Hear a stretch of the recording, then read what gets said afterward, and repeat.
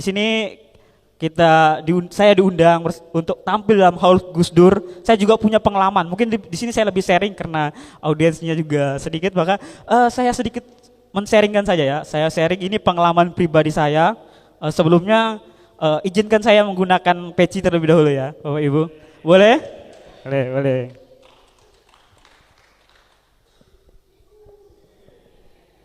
Udah cocok? Gus, cocok? Oh, ya. Kayak Naidilin ya.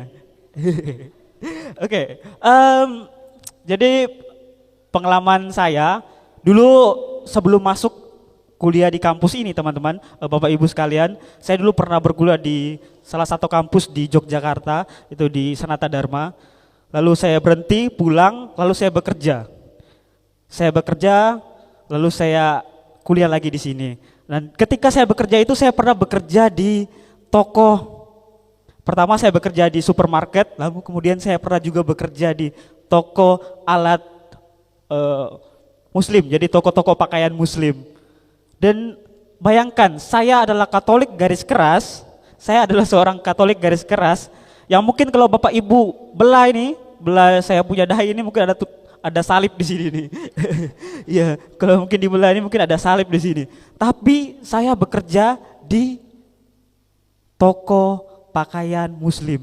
Dan di situ tuh itu ada saya guncangan batin lah ya, semacam guncangan batin seperti itu. Ketika saya melihat, bayangkan toko muslim, toko pakaian muslim, tapi yang disambut pria menggunakan salib yang menyambut datang para tamu-tamu.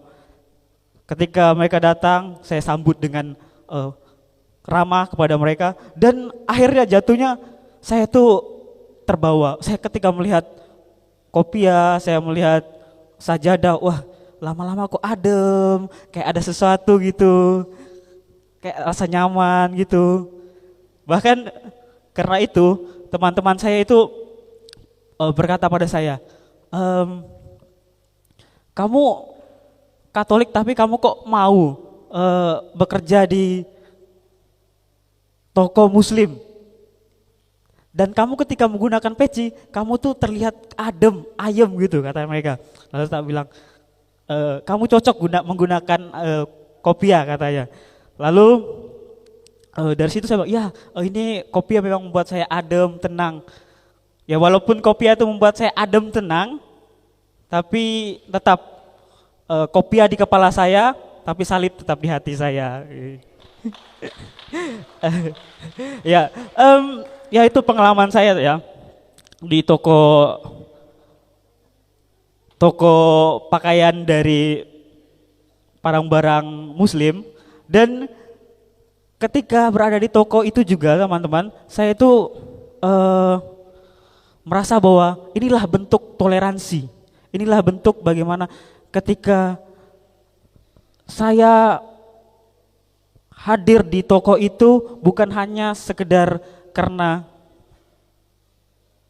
sesuatu, tapi itu karena uang, ya.